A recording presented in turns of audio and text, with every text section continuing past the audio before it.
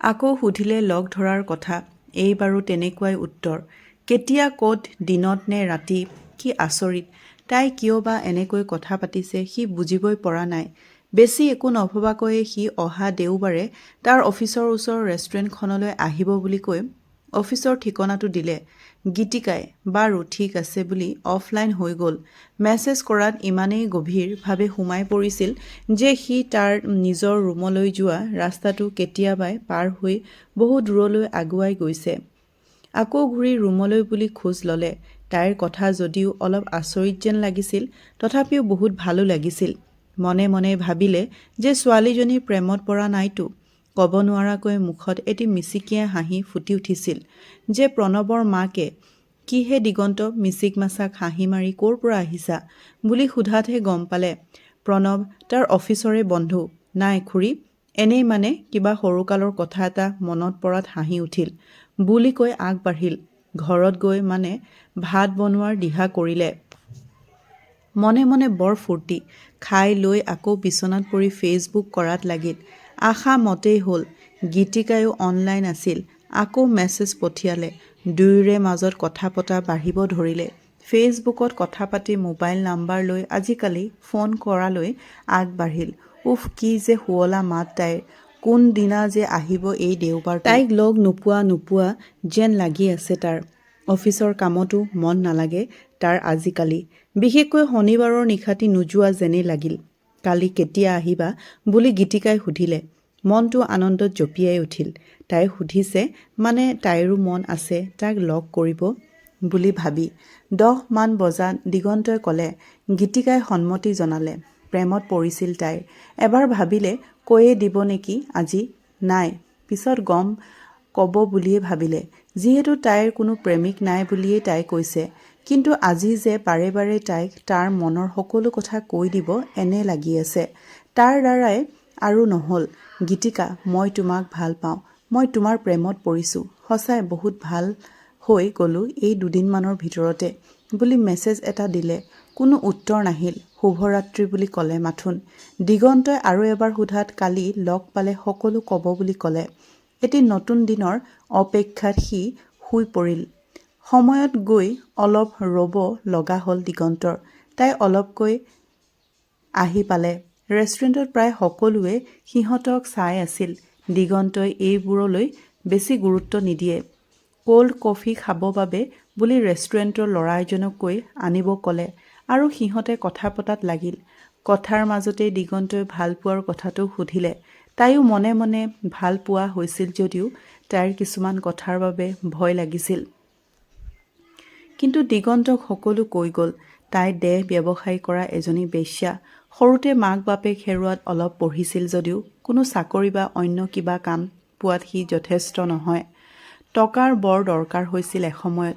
বাপেকে লোৱা ধাৰৰ বোজাটো পাতলাবৰ বাবে। টকা খুজি কিছুমান ধনী ঘৰৰ মানুহৰ দুৱাৰলৈ বুলি নোযোৱা নহয়, কিন্তু কোনোৱে একো সঁহাৰি জনোৱা নাছিল। এদিন এজন মহাজনৰ ঘৰলৈ বুলি যোৱাত মহাজনে টকা দিব মান্তি হ'ল। কিন্তু এটা চৰ্তত, এৰাতি মহাজনৰ লগত শুব লাগিব। টকাৰ প্ৰয়োজন বৰ বেছি আছিল বাবে তাই নিৰুপায় হৈ মান্তি হ'ব লগা হৈছিল। সেইদিনা পোৱা টকাও তাইৰ বাবে যথেষ্ট নাছিল বাবে তাই পুনৰ সেই মহাজনৰ কাষলৈ আৰু গৈছিল। মহাজনে টকা দিছিল সেইদিনাও আৰু আন মানুহ দুজনমানৰ ঠিকনা দি সিহঁতৰ কাষলৈ বুলিও যাব উপদেশ দিছিল। প্ৰথম অৱস্থাত তাই ভয় লাগিছিল, লাজ লাগিছিল। কিন্তু তাইও যেন নিৰুপায়। অত্যাধুনিক যুগৰ মানুহে নিৰুপায়। দুখীয়া মানুহক এনেকুৱা কৰিব পাৰে তাই সপোনতো ভবা নাছিলে। বৰ্তমান যুগত টকাই সকলো আৰু তাইক টকাৰ প্ৰয়োজন। থকা হেতুকে পিছলৈ এই লাজ সন্মানলৈ ভ্ৰক্ষেপ নকৰা হ'ল। দেহ ব্যৱসায়ত নামি পৰিল। সমাজত ভাল নাম নহ'লেও তাই এটা বিশেষ নামেৰে জনাজাত হৈ পৰিছিল। বেশ্যা। মই এজনী বেশ্যা বুলি জনাৰ পিছতো যদি তুমি মোক ভাল পোৱা, তথাপি মই নোৱাৰোঁ তোমাৰ লগত সংসাৰ গঢ়িবলৈ। মোৰ শিশু জন্ম দিব পৰা ক্ষমতা হেৰুৱাই পেলাইছোঁ। মই নিজেই ডক্তৰৰ ওচৰলৈ গৈ অপাৰেশ্যন কৰি আহিছোঁ। কথাৰ মাজতে তাই উচুপি উঠিছিল। অলপ সময় দুয়োৱে একো মুখেৰে মাত বোল কৰা নাছিল। দিগন্তই মাথো তাইলৈ লাগি চাই আছিল। দুগালে চকুলো বৈ আহিছিল।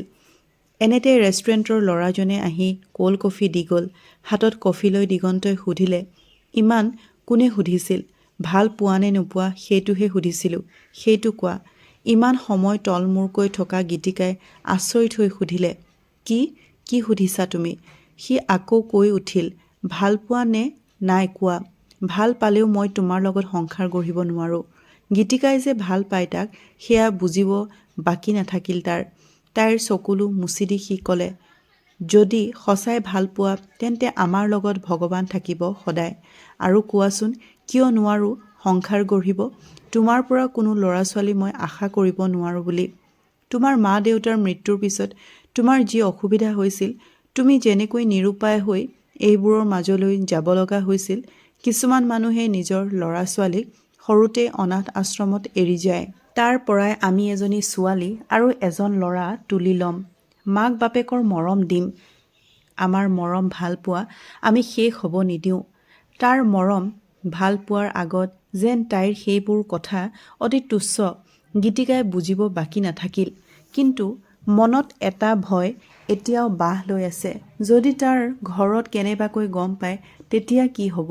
মা দেউতাক কি বুলি মুখ দেখাম মই এইবোৰ গম পালে? গীতিকাই সহজভাৱেই সুধিলে, এইবোৰ ক'লেহে গম পাব কিবা মিছা মাতিম দিয়া। কোনো এটা ভাল হওক বুলি কিবা মিছা মাতিলে সেইটো ভগৱানেও ক্ষমা কৰে। দিগন্তৰ কথাত গীতিকাই আচৰিত হৈ ভাবিলে, কোনোবাই এজনী ছোৱালীক ইমান কেনেকৈ ভাল পাব পাৰে তাই সপোনতো ভবা নাছিল। কিন্তু মনে মনে কিয়বা তাইৰ ভয় লাগিছিল। নাই, মই নোৱাৰোঁ। তুমি মোৰ পৰা বহুত ভাল ছোৱালী পাবা। যিমান যি হ'লেও মোৰ মনে নামানে। কিয়নো মই যে ঘূণীয়া বুলি কৈ গীতিকাই ৰেষ্টুৰেণ্টৰ পৰা ওলাই আহিল। দিগন্ত সি কি কৰিব একো বুজিবই পৰা নাছিল। ৰেষ্টুৰেণ্টৰ ভিতৰতে অলপ সময় তেনেকৈ বহি থাকিল। গীতিকা যোৱাৰ সময়ত যাওঁ বুলি মাত এষাৰ দিছিল যদিও সি এষাৰ মাতো নিদিলে তাইক। মাথো তল মূৰকৈ বহি থাকিল। অলপ পৰ তেনেকৈ থাকি ওলাই আহিল ৰেষ্টুৰেণ্টৰ পৰা। পকেটৰ পৰা ফোনটো উলিয়াই নিহাৰিকাক ফোন কৰিলে আৰু গধূলি লগ কৰিব ক'লে। কিয় বুলি সুধিছিল যদিও সি বিশেষ একো নকৈ লগ পালে সকলো কম বুলি ক'লে। নিহাৰিকাৰ মনটিও উত্তেজনাৰে ভৰি পৰিছিল। কিয়বা মাতিলে তেনেকৈ? গধূলি দীঘলী পুখুৰীৰ পাৰত বহি নিহাৰিকাক সকলো কথাই ক'লে। মোক বাৰু কেলৈ কৈছা এইবোৰ? নিহাৰিকাই সুধিলে। মোৰ মনৰ বিশ্বাস তাই মোক ভাল পায়। কিন্তু ভয় কৰিছে। তাইৰ অতীত বা বৰ্তমানৰ যি পৰিচয় তাত মোৰ কোনো আপত্তি নাই। তাই চাগে সপোন চাব ভয় কৰিছে। বা এইটো হ'ব পাৰে যে মোৰ মা দেউতাই গম পালে কি হ'ব? নিহাৰিকা, তোমাৰ পৰা মাথো এটি সহায় লাগে। মাক কথাৰ মাজতে মই তাইৰ কথা ক'ম আৰু ক'ম যে মই ভাল পাওঁ। সকলো ক'ম, মাথো তাইৰ পৰিচয় নিদিওঁ। মানে কি পৰিচয়ৰ কথা কৈছোঁ বুজিছা তুমি? তাই তোমাৰ চিনাকি বুলি ক'ম। মায়ে কিবা যদি তোমাক সোধে তাইৰ বিষয়ে তেন্তে মোৰ হৈয়ে ক'বা প্লিজ। বাকী মই চম্ভালি ল'ম। কথা শেষ কৰাৰ আগতে নিহাৰিকাই ক'লে, কিন্তু তাই চোন মাক হ'ব পৰা ক্ষমতাই হেৰুৱাইছে। সেইটো কি কৰিবা?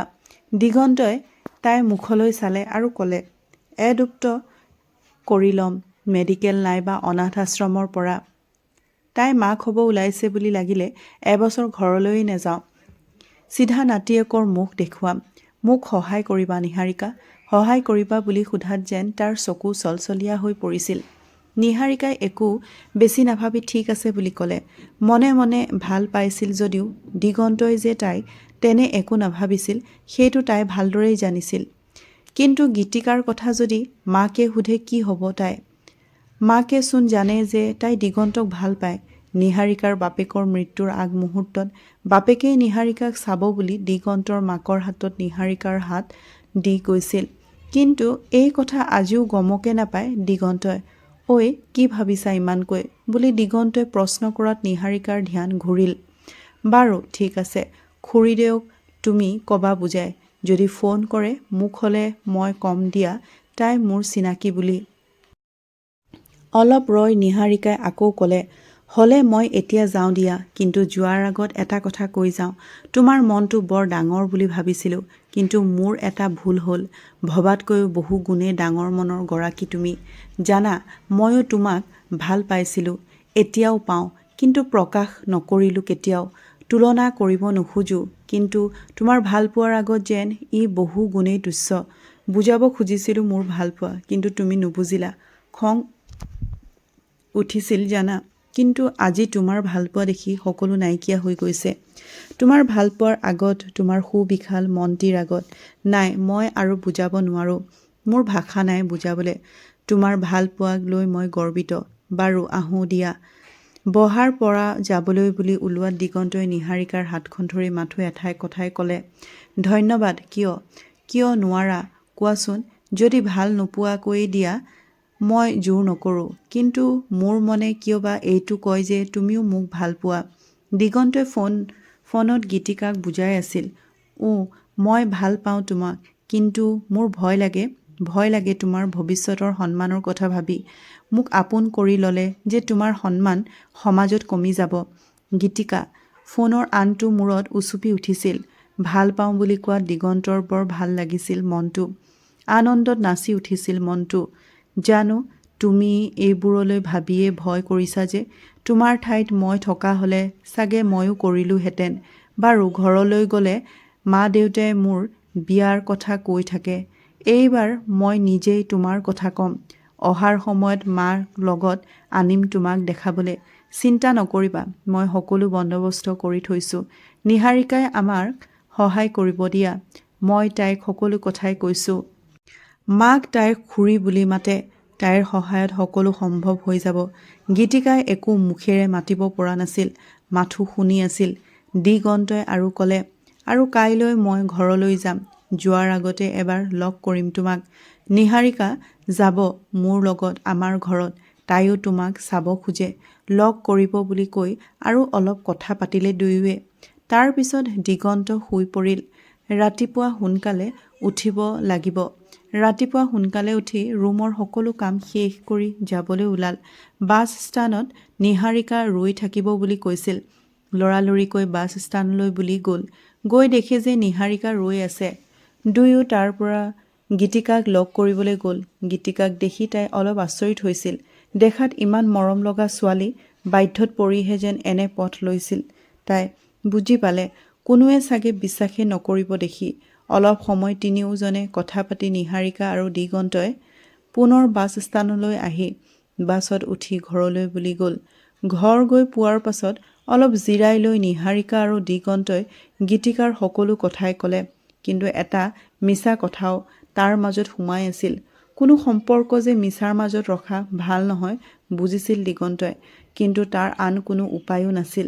মাকে গীতিকাক চাব বিচৰাত মাকক লগত লৈ গ'ল। আই, একেবাৰে গোসানীৰ দৰে দেখাত মোৰ বোৱাৰীজনী। বোপা দিগন্ত, অহা মাহতে দিনবোৰ এটি চাই বিয়াখন পাত। মোৰো যে কিমান আশা নাতি নাতিনীৰ লগত খেলা। মাকে গীতিকাক দেখি ক'লে। দিগন্তই হাঁহি এটি মাৰি ক'লে, হ'ব দে মা, এতিয়া কিবা এটা খাই ল। কিমান যে আশা নাতি নাতিনীৰ লগত খেলা। কথাষাৰ শুনি গীতিকাৰ চকু চলচলীয়া হৈ পৰিছিল। মাকৰ কথা মতেই সকলো হ'ল। অহা মাহতে বিয়াৰ তাৰিখ ঠিক হ'ল। গীতিকাৰ ফালৰ কোনো ছোৱালী নাছিল বাবে দিগন্তৰ বন্ধু প্ৰণৱে কন্যাদান কৰিম বুলি ক'লে। দিনবোৰ কেনেকৈ গ'ল গমকেই নাপালে দিগন্তই। বিয়ালৈ বুলি নিমন্ত্ৰণ দিয়াত বহু সময় গৈছিল। বিয়ালৈ আৰু মাথো দুদিন আছিল। আলহীৰে ঘৰ ভৰি পৰিছিল। যথা দিনত বিয়া সম্পন্ন হ'ল। বিয়াৰ পিছদিনাখন গীতিকা পাকঘৰত কিবা কামত ব্যস্ত আছিল। তেনেতে দিগন্ত গৈ ওলাল। গধূলি পৰাছিল। দিনটো গীতিকাক এষাৰ মাত দিব আহৰি পোৱা নাছিল। গীতিকাৰ কাষতে বহি তাইৰ হাতখনতে ধৰিলে। ধেত, কি কৰিছা? মায়ে বা দেউতাই দেখিলে কি ভাবিব কোৱাচোন? হাতখন দিগন্তৰ হাতৰ পৰা টানি আনি ক'লে, ইহ, কিনো ক'ব। বাৰু, দিনটো তোমাক দেখাই নাছিলোঁ ভালকৈ। ভাল লগা নাছিল জানানে? দুখ মনেৰে দিগন্তই ক'লে। কেনেকৈ ইমান ভাল পোৱা হ'লা মোক? মোৰ দৰে এজনী ঘূণীয়া ছোৱালীক কেনেকৈ আপোন কৰিব পাৰাও? গীতিকাৰ কথাত বাধা দি দিগন্তই ক'লে, ধেই কিবা, তুমি একো ঘূণীয়া নহয় আৰু কেতিয়াও এই কথা নুলিয়াবা। তুমি মোৰ, মই তোমাক ভাল পাওঁ, তুমিও মোক ভাল পোৱা। মোৰ বাবে ইমানেই বহুত। আৰু কিবা কোৱাৰ আগতে দিগন্তই গীতিকাক সাৱটি ধৰিলে আৰু বিয়াৰ সকলো কাম শেষ কৰি দিগন্তই আহিব ওলাল। লগত গীতিকাক আনিব। কামৰ ভাৰ অনেক বুলি কৈ প্ৰায় 2 বছৰমান আহিব নোৱাৰিব বুলি ক'লে। মাকেও বিশেষ আপত্তি নকৰিলে। মাজে মাজে ফোন কৰিবলৈ ক'লে। আবেলিৰ বাছ এখনত দুয়ো গুৱাহাটীলৈ আহিল। সময় পাৰ হৈ গৈয়ে থাকিল। 1.5 বছৰ হৈ গ'ল। দিগন্ত ঘৰলৈ যোৱাই নাই। মাজে মাজে ফোন কৰিছে মাথো। ফোনতে এদিন গীতিকাই মাক হ'ব ওলাইছে বুলি কৈছিল। এদিন এজন ডাক্তৰক লগ কৰি শিশু এডপ্ট কৰাৰ কথা সুধিলে। ডাক্তৰজনে সকলো ভালদৰে বুজাই দিলে। তাৰ 2 দিনৰ পাছতেই দিগন্ত আৰু গীতিকাই এটি কণমানি শিশুক নিজৰ কৰি ল'লে। মাকক ফোনতে এজনী ছোৱালী হোৱা বুলি ক'লে। মাকৰ বৰ ইচ্ছা থকাৰ পিছতো দিগন্তই গুৱাহাটী আহিব মানা কৰি ক'লে যে সিহঁতে থকা ৰুমটো হেনো বৰ সৰু। ডাঙৰ ৰুম ভাড়ালৈ ল'লে মাক দেউতাক দুয়োকে ইয়ালৈ নিগাজিকৈ থাকিব লৈ আহিব। 2 মাহমান যোৱাৰ পিছত দিগন্তই এদিন ঘৰলৈ গৈ মাক দেউতাক লগত লৈ আহিল। আহি পোৱাৰ পিছতে মাকে নাতিয়েকৰ লগত খেলিব ধৰিলে। মুখ হাত ধুই আহি দেউতাকেও চাওঁ মোৰ নাতিনীক বুলি নাতিয়েকক কোলাত তুলি ল'লে। মাক বাপেক আৰু দিগন্তৰ মৰমে গীতিকাক তাইৰ অতীত পাহৰাই দিলে। পাহৰি গ'ল তাই যে এজনী বেশ্যা আছিল। মাক বাপেক আৰু দিগন্তৰ মৰমত তাই এটি নতুন জীৱন আৰম্ভ কৰিলে। বন্ধু বান্ধৱীসকল, কাহিনীটো শুনি কেনেকুৱা পালে কমেণ্ট কৰি জনাব আৰু ভাল লাগিলে লাইক এটা কৰি দিব। আৰু মোৰ চেনেলটো আপোনালোকে যদি এতিয়াও ছাবস্ক্ৰাইব কৰা নাই তেতিয়াহ'লে মোৰ চেনেলটো প্লিজ ছাবস্ক্ৰাইব কৰি দিব। আজিলৈ আহোঁ, ধন্যবাদ।